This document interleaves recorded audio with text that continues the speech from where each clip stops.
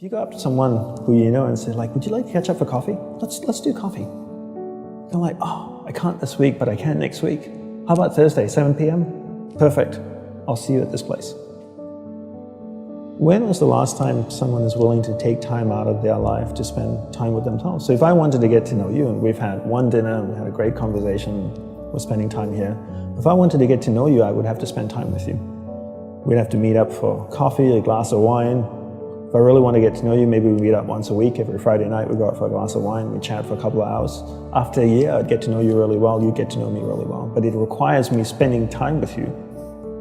So if you want to get to know yourself, you need to spend time with yourself. But in a way that you can inquire, right? So people say to me things like, oh, I walk my dog in the park, that's my time with myself. And I'm like, no, it's not. That's you walking the dog. People go like, oh, I go for a jog, that's my alone time. No, that's you jogging, avoiding traffic, watching where you're stepping so you don't trip and fall over. Spending time with yourself is sitting down, closing your eyes, not interacting with the outside world, and actually going inside and having that conversation. The same conversation I would have with you and say like, hey Brian, so where did you grow up? You know, you said California, do you like to surf? No? Hate the water, love the water? Tell me, right? And people don't have that conversation, and because they don't have that conversation with themselves, they don't end up knowing what they want in life. Because they don't know what they want in life, they can't focus that finite amount of energy, and then they don't live a lifestyle that brings them happiness, and most people end up being unhappy. A couple of things I would say. One is simplify your life.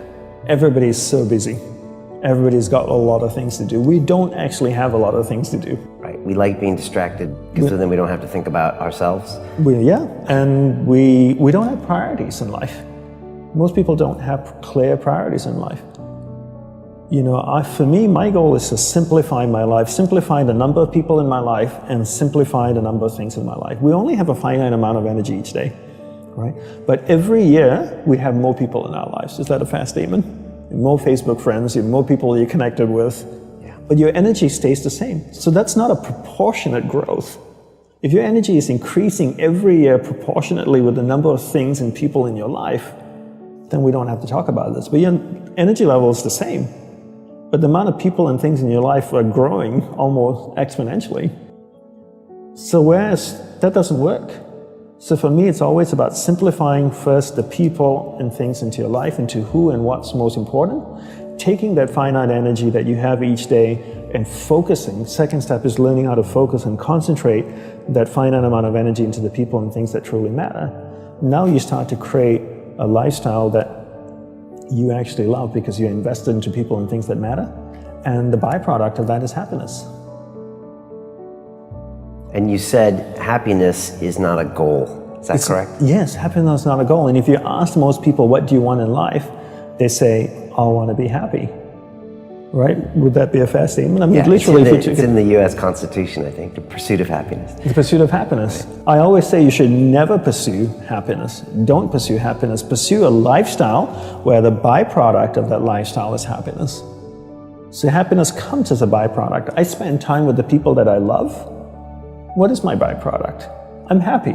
I spend time with people I don't like. I'm not happy. So don't pursue happiness. Pursue a lifestyle that gives happiness. But in order to pursue that lifestyle, you need to be clear what you want in life. What's your purpose in life?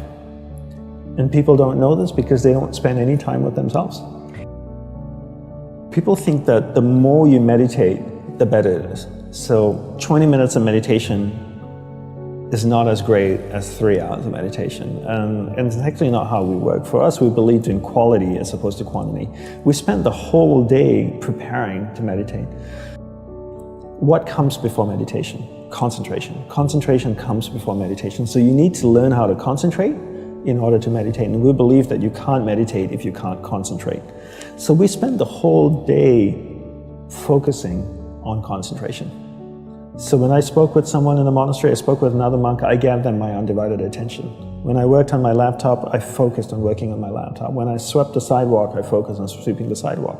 So throughout the day, I'm practicing concentration. Now when I go to sit down to meditate, I'm really focused, and I can have a dynamic meditation session. And I always use the simple analogy of, take Usain Bolt, for example, the sprinter, right? I don't know much about him except he won 3 gold medals, fastest man on earth from Jamaica. I can make an assumption, and tell me if I'm wrong, that his whole day is structured.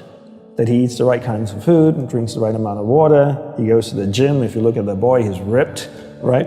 Probably works out, runs every day, I'm sure, sprints, does all kinds of things. But his whole day is preparing him for 9.57 seconds or whatever it is his world record is, not the other way around.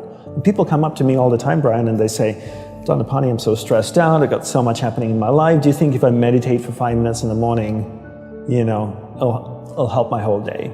I'm going like, well, what are you doing the remaining 23 hours and 55 minutes? That's what I want to know. Because if you try to meditate for 5 minutes in the morning and the rest of the day you just live a chaotic life, that's not, it's a good start, but it's not really helping you. It's like eating a carrot in the morning and then eating hamburgers and fries all day and hoping to have a healthy diet. You have to understand that your whole day, your lifestyle is what's going to support your meditation practice at the start. And then your meditation practice grows, and then it turns around and supports your lifestyle. But not the other way around. You don't create a meditation practice to support your lifestyle. You create a lifestyle first, meditation second.